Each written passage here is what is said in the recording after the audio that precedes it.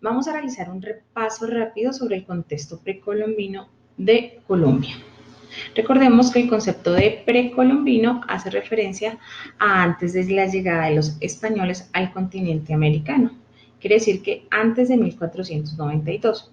Es importante resaltar que los pueblos indígenas son anteriores a lo que nosotros conocemos como una ciudad. Y en Colombia hay evidencias arqueológicas que desde hace 30 millones de años ya habían habitantes en esta zona.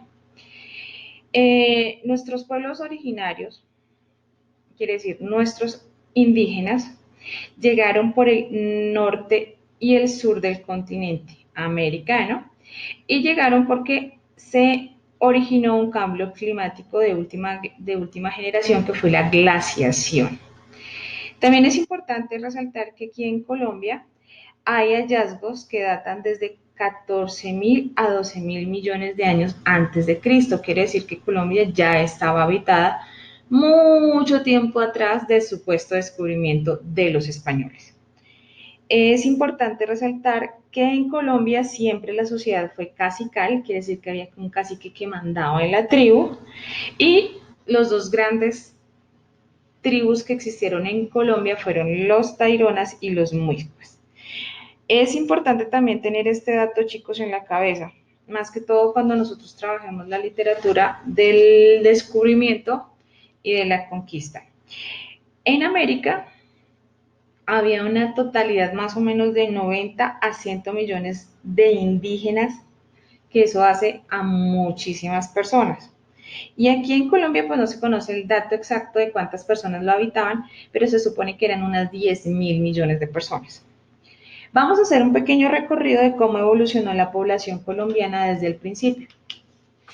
El primero es el paleoindio, donde nuestros aborígenes eran nómadas, quiere decir que no vivían en un solo lugar, sino que vivían recorriendo toda la población y de lo que ellos iban encontrando en el camino lo iban cazando y se lo iban comiendo, y lo mismo, los frutos que iban encontrando los iban recogiendo y se los iban comiendo.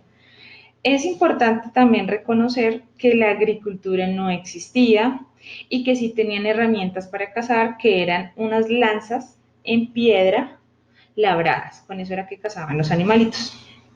Luego seguimos con el periodo arcaico, en cual todavía siguen siendo nómadas, pero por periodos estacionales. Quiere decir que dependiendo si estaba haciendo frío o calor, se movían. Normalmente seleccionaban o buscaban zonas templadas para asentarse. En el final de este periodo es muy importante porque se empiezan a establecer en las costas y en los valles,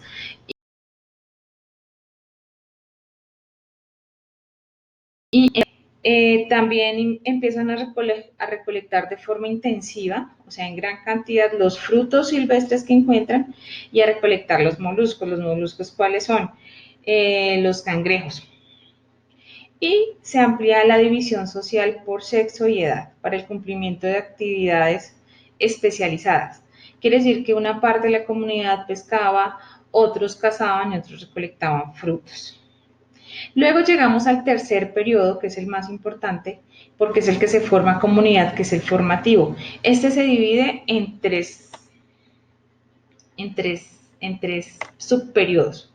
El primero es el formativo inferior. El formativo inferior es donde surge una organización social más compleja, ya está un poco más estable, formando comunidades de horticultores, quiere decir que ya empiezan a cultivar frutos. Se da el origen del cultivo de la yuca y el maíz, que son dos productos significativos y característicos de nuestra sociedad, y se origina la cerámica de uso. ¿Qué quiere decir de uso? Así como esta que se está moviendo acá. Es solamente para poder emplearla, no es nada decorativo ni nada. Luego surge el formativo medio, que es donde ya aparecen grupos sedentarios, quiere decir que ya las tribus se conforman y empiezan a vivir en un solo lugar, ya no se mueven y se dedican a la agricultura del maíz y la yuca, y se ocupan en las tierras altas, quiere decir que buscan las tierras altas para vivir. Surgen los primeros cacicazgos, se inicia el trabajo del oro y el cobre, o sea, la orfebrería. La cerámica se enriquece con motivos decorativos, aparece la estatuetaria y se hacen tejidos de algodón. Estatuetaria como cuál, como la de San Agustín, las estatuas, ¿se acuerdan que las realizamos en clase? En ese momento es que surge, surge la escultura. Y surgen también los primeros cacicazgos, que son los más importantes, que son los taironas y los muiscas en el caso colombiano. Luego continuamos con el formativo superior. Aquí surgen ya las tribus constituidas, hay una compleja estratificación social y una mayor división social del trabajo.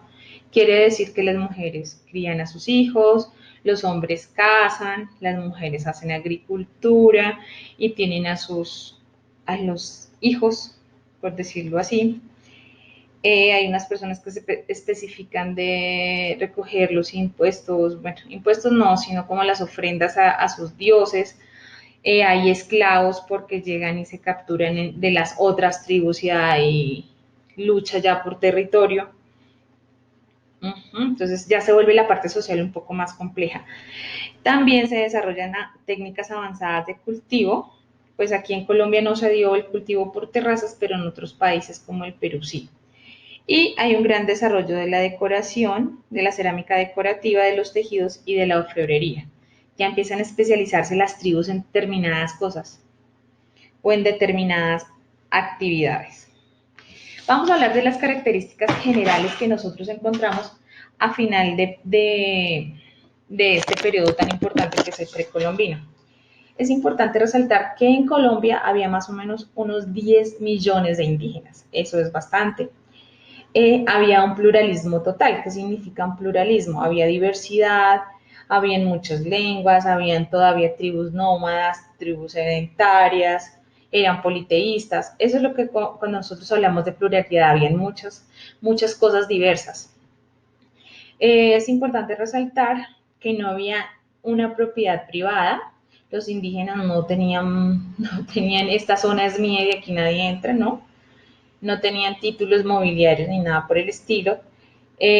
No habían dueños, pero sí existían las jerarquías porque había un cacique o había un emperador que mandaba en las tribus. Y era importante saber que las jerarquías o la persona que mandaba en las tribus se posicionaba era por el conocimiento que poseía. También es importante resaltar que existían o estaban los chamanes, que son los que proveían, calculaban las cosas para cuando tenían que sembrar, si debían cazar, o sea, planeaban todo eso. Y eran los que transmitían los conocimientos. En la actualidad los chamanes serían como un filósofo. La parte de la política estaba orientada por el Consejo de Ancianos, quienes eran los que tomaban las decisiones de lo que iba a suceder en la tribu.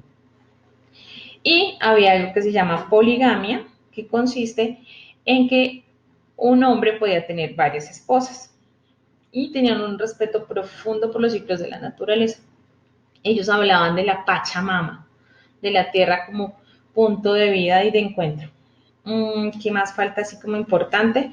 Resaltar que politeístas hace referencia a que nuestros aborígenes creían no en un solo Dios, sino en varios dioses. No tenían el concepto de pecado ni en ningún concepto negativo como nos lo trajeron los españoles. Chicos, este es un pequeño resumen como para aclarar lo de la guía anterior. Espero que les haya servido y que tengan un feliz día.